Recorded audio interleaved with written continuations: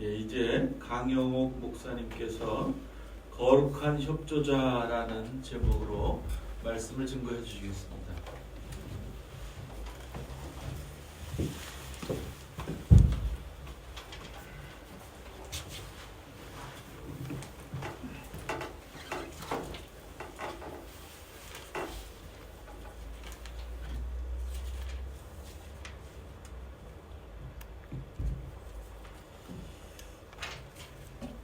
사랑하는 성도 여러분, 제가 근래에 읽은 책 중에서 기독교 변증론자 C.S. 루이스의 헤아려 본 슬픔이라는 책이 있습니다. C.S. 루이스가 결혼한 지 얼마 안 되어 아내와 사별하면서 기록한 슬픔의 일기입니다. 그가 이 책에서 표현한 것을 보면 그의 고통과 슬픔이 얼마나 컸을까를 헤아려 볼 수가 있습니다. 루이스는 급작스러운 상실감으로 인하여 아주 짧은 동안이나마 믿음을 상실하기도 합니다. 그는 책에서 이렇게 쓰고 있습니다. 하나님은 어디 계시는가? 지금 그분의 부재는 무엇을 의미하는가? 왜 그분은 우리가 번성할 때는 사령관처럼 군림하다가 환난의 때에는 이토록 도움 주시는데 인색한 것인가? 하나님의 선하심이 일관성 없이 우리를 고통스럽게 하다가 말다가 하는 것이라면 하나님은 선하지 않거나 아니면 존재하지 않는 것이다. 만약 일관성 있게 고통을 주시고자 한다면 죽은 후에도 이전과 마찬가지로 고통을 주실 수 있으리라. 이렇게 자신에게 믿음이 있다는 사람도 고통 속에서는 누구나 할 것 없이 우리가 필요할 때에 하나님이 부재하시는 것처럼 그분이 존재하지 않는 것처럼 느껴진다는 것입니다. 우리는 고난이라는 것에 대하여 쉽게 언급할 수 없는 것이 사실입니다. 그만큼 고난은 스스로가 겪어보지 않고는 누구도 그것을 이해하기도 어렵고 헤아려 보기도 어렵기 때문입니다. 내가 겪어본 만큼만 고난을 이해할 수 있기 때문에 고난을 겪고 있는 사람에게 쉽사리 위로하거나 격려를 한다는 것에 한계가 있다는 것입니다. 장례식에 가서 위로로 했던 격려의 한마디가 오히려 상처를 주는 경우가 바로 그런 것입니다. 어떠한 말 한마디보다 그저 옆에 같이 있어 주는 것만으로도 큰 위로가 될 것입니다. 그런데 그 어떠한 것으로도 쉽게 위로가 될 수 없음에도 불구하고 우리가 고난에 대하여 말할 수 있는 것은 우리가 고난을 만났을 때 고난을 대응하는 자세가 믿지 않는 사람과 완전히 다르다는 것입니다. 사랑하는 성도 여러분, 여러분은 고난이 왔을 때 어떻게 대응해 오셨습니까? 혹시 지금 고난 중에 계시지는 않습니까? 그렇다면 하나님은 그 어느 때보다도 더 가까이 계시다는 것을 믿으시기 바랍니다. 아멘. 현실의 문제가 너무나 컸을 때는 막막하고 절망스럽고 해결이 되지 않을 것 같이 보입니다. 그러나 우리가 기억해야 할 것은 하나님께서는 그 문제를 통과하도록 도우신다는 것입니다. 그래서 우리 믿는 사람들은 승리한다는 결과를 알고 오늘을 산다는 것입니다. 저는 30대 초반에 극도의 고통을 겪으면서 하나님께 이렇게 기도했습니다. 하나님, 견딜 수가 없으니 차라리 죽여주십시오. 그러한 기도는 잘못된 기도라는 것을 알면서도 너무나 힘드니까 그런 기도가 나왔던 것입니다. 그때에도 나름대로 신앙생활을 열심히 할 때였으나 하나님께서 보시기에 더 강한 훈련이 제게 필요했던 것 같습니다. 그때 옥하는 목사님의 고통에는 뜻이 있다라는 책을 통해서도 많은 도움을 받은 기억이 있습니다. 오카는 목사님은 그 책에서 고난을 이렇게 정의하고 있습니다. 고난이란 변장하고 찾아오는 하나님의 축복이다. 고난같이 보이지만 사실은 축복을 안고 오는 변장된 축복이라는 말씀입니다. 돌아보면 그때 제가 겪었던 고난은 훗날에 하나님께서 주시는 축복이었음을 고백하게 됩니다. 사랑하는 성도 여러분, 고난 없는 축복은 없습니다. 아픔 없이는 성숙할 수 없습니다. 어려움을 겪고 나야 지혜도 얻는다는 것입니다. 가장 지혜로운 사람이란 남의 경험을 내 경험으로 받아들이며 지혜를 얻는 자라고 말합니다. 저는 나이가 많아서 예전 같으면 벌써 이 세상에 없을 수도 있는 사람입니다. 그래서 지나온 날들을 돌아보면 절망으로 인하여 세상이 금방 끝나버릴 것 같은 그 고통 속에서 내가 홀로가 아니었다는 것입니다. 그 고통의 시간을 통과할 수 있도록 하나님이 나에게 거룩한 협조자가 되셨다는 것을 고백하지 않을 수 없는 것입니다. 하나님을 믿는 사람들은 어려움을 겪을 때마다 돌보아 주시는 하나님의 은혜를 가슴에 새겨둘 필요가 있는 것입니다. 인생은 고난의 연속이라고 말하지 않습니까? 우리들은 살아가면서 만나는 고난을 대처하고 대응하기 위하여 성경 말씀에서 그 지혜를 찾아야 할 것입니다. 오늘의 본문 말씀을 보게 되면 우리들이 해야 할 일이 있고 하나님께서 하시는 일이 있다는 것입니다. 우리 그리스도인들은 우리들이 해야 할 일과 하나님께서 하실 일을 구별할 수 있어야 합니다. 많은 믿는 사람들이 하나님이 하실 일을 본인이 앞서서 하기 때문에 하나님께서 일하실 기회를 빼앗아 버리고 만다는 것입니다. 또한 우리들이 해야 할 일을 하지 않음으로 인하여 하나님의 은혜를 경험하지 못하는 경우도 있다는 것입니다. 오늘 본문 말씀에서 하나님은 우리에게 고난이 왔을 때 우리가 해야 할 일이 4가지가 있다고 가르쳐 주고 계십니다. 첫 번째로 우리가 해야 할 일이란 그리스도의 고난에 참여하는 것으로 즐거워하라고 말씀하십니다. 고난이 얼마나 힘겹고 어려운 일인데 하나님께서 그것을 몰라서 우리에게 명하신 것이 아닐 것입니다. 그 고난을 통과했을 때 깨달아지는 은혜와 감격을 주시고자 하시는 하나님의 축복이 있기 때문입니다. 예수님께서는 당하실 고난을 이미 아시고 감람산에 가셔서 홀로 번민하며 기도하셨습니다.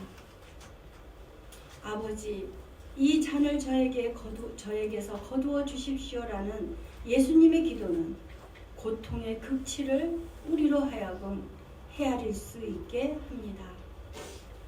예수님이 붙잡히실 때 제자들은 다 모두 흩어졌습니다. 그러나 예수님의 부활 이후에 빌립보서 2장 17절에서 베드로는 이렇게 고백을 하고 있습니다. 만일 너희 믿음의 제물과 섬김 위에 내가 나를 전제로 드릴지라도 나는 기뻐하고 너희 무리와 함께 기뻐하리니 이와 같이 너희도 기뻐하고 나와 함께 기뻐하라. 그리스도인의 고통은 그리스도의 고통과 연결되어 있습니다. 그렇기 때문에 부활의 기쁨도 역시 그리스도와 그리스도인이 함께 누리게 된다는 것입니다. 빌립보서 3장 10절과 11절입니다. 내가 그리스도와 그 부활의 권능과 그 고난에 참여함을 알고자 하여 그의 죽으심을 본받아 어떻게 해서든지 죽은 자 가운데서 부활에 이르려 하노니 예수님이 겪으신 가장 큰 고난은 바로 십자가였습니다. 성경은 항상 십자가에서의 고난을 예수님의 주된 고난으로 묘사하고 있습니다. 사랑하는 여러분, 여러분은 그리스도인의 신분과 그리스도를 안다라는 것은 무슨 뜻이라고 알고 계십니까? 그리스도인들은 아주 크나큰 특권을 부여받은 자들입니다. 바로 하늘의 시민권을 부여받았다는 것입니다. 그리고 우리 그리스도의 삶이란 고난의 삶을 통한 승리의 영광으로의 부르심이라고 요약할 수 있는 것입니다. 그래서 그리스도인들은 그리스도인 모범에 집중해야 하는 것입니다. 아멘. 우리가 그리스도를 믿음으로 말미암아 구원을 받았고 그리스도를 안다면 우리는 그리스도의 고난에 참여하는 것을 즐거워해야 합니다. 믿음으로 인하여 박해당하는 그리스도인이란 옳은 일을 하다가 당하는 경우가 바로 예수의 고난에 동참하는 것이 되는 것입니다. 성도들은 언제나 기억해야 합니다.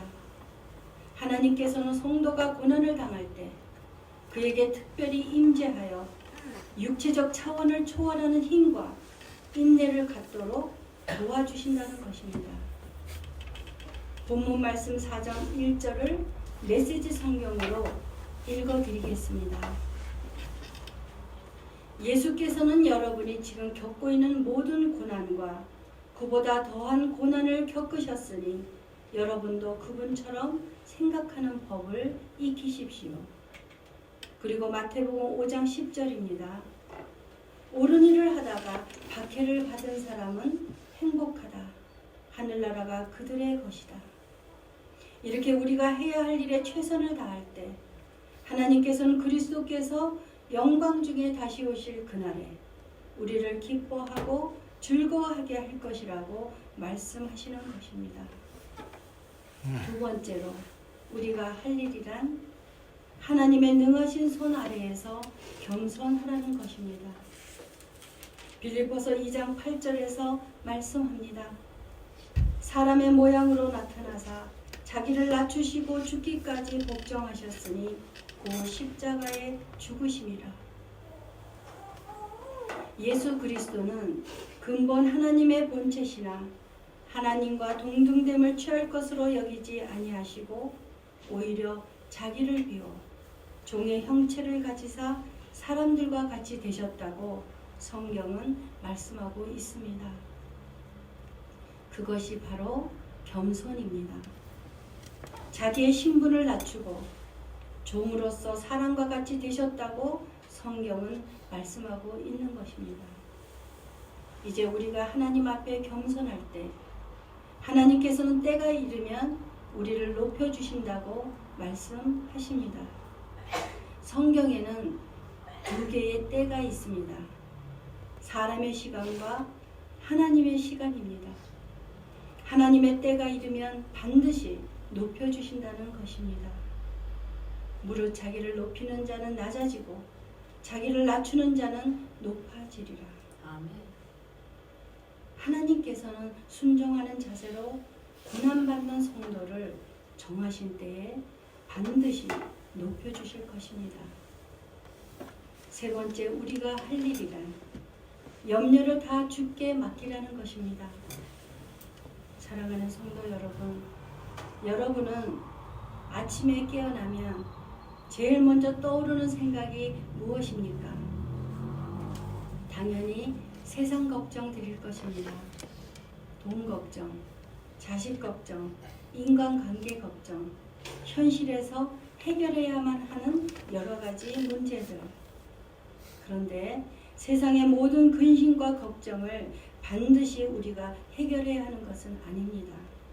그렇게 할 능력이 우리에게 있지도 않습니다. 무리해서 내 힘으로 이루려고 하다가 오히려 바르지 못한 길을 선택할 수도 있다는 것입니다. 코로나19 재앙을 통하여 사람의 능력에 한계가 있음을 이미 우리들은 체험하고 있습니다.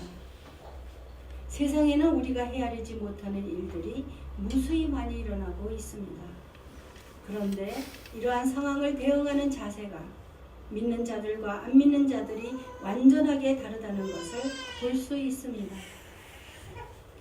그리스도인들에게는 이 재앙이 하나님의 섭리 가운데 허락하신 일이라는 것입니다. 그리고 하나님께서 주시는 메시지가 있을 것이다. 그러한 믿음의 자세로 하나님께 귀를 기울이는 것이 바로 그리스도인들입니다. 그러나 세상 사람들은 그렇지 않습니다. 핵실험이 있을 때는 전쟁이 날까 무서워하고 전염병을 두려워하고 일어나는 모든 일들에 겁을 먹고 걱정 근심하는 것을 보게 됩니다. 그렇다고 그리스도인들은 그러한 일들이 전혀 무섭지 않거나 두렵지 않다는 것이 아닙니다. 단지 어려움을 대하는 자세를 말하는 것입니다. 이제 이 지구상에서는 그 어느 곳에도 안전지대는 없습니다. 시편 127편에서 이렇게 말씀하십니다.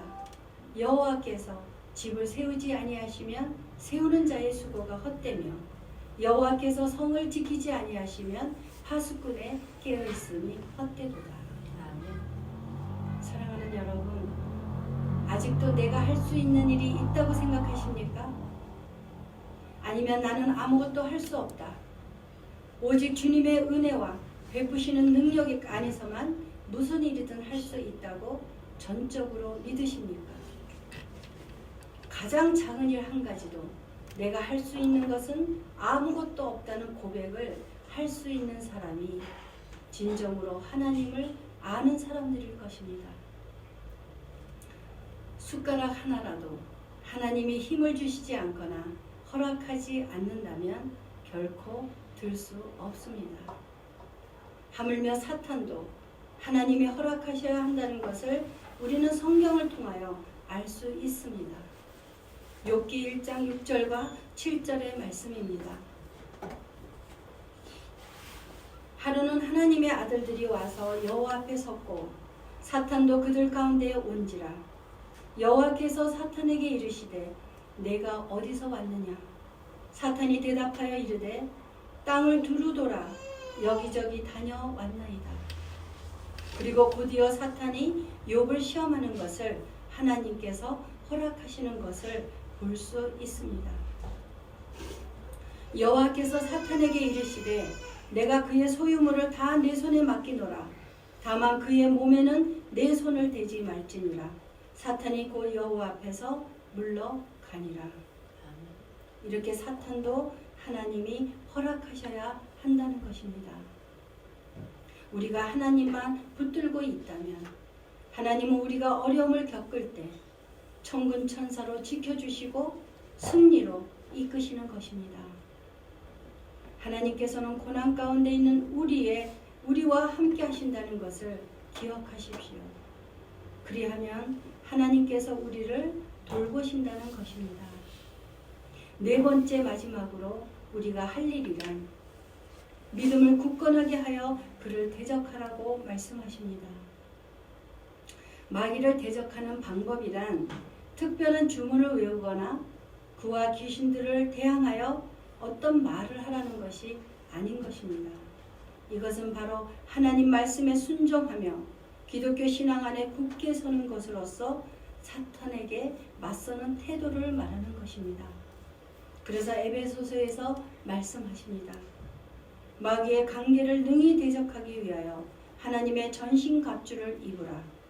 구원의 투구와 성령의 검, 곧 하나님의 말씀을 가지라. 이러한 신앙 태도로 고난을 대응할 때에 하나님께서는 우리를 뒤에서 받쳐주십니다. 든든하게 세워주십니다. 결코 넘어지지 않도록 하실 것이라고 약속하시는 것입니다. 사랑하는 성도 여러분, 힘든 고난은 잠시 동안입니다. 이후에 하나님께서 모든 것을 바르게 세우실 것입니다. 고난에는 반드시 뜻이 있다는 것을 잊지 마십시오. 하나님께서는 그리스도인이 당하는 몸부림을 통해 강한 성품을 형성하십니다. 우리 그리스도인들이 성장하여 성숙하고 유용한 존재가 되게 하기 위하여 각자에게 필요한 고난을 허락하신다는 것입니다.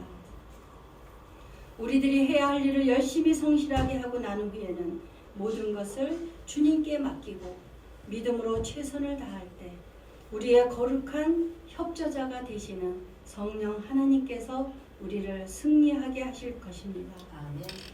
기도하시겠습니다. 사랑의 하나님 아버지, 우리를 하나님의 눈동자처럼 언제나 늘 지켜주심을 믿습니다. 우리는 너무나 연약하여서 고난이 오면 주님을 부정할 수밖에 없는 나약한 존재들입니다. 우리에게 더욱 말씀으로 무장하고 주님이 함께 하신다는 믿음을 더하여 주시옵소서. 믿음으로 승리하게 하시고 하나님의 때에 주신다고 약속하신 기쁨과 영광을 모두가 다 받을 수 있도록 우리를 붙들어 주시옵소서. 예수 그리스도의 이름으로 기도드립니다. 아멘.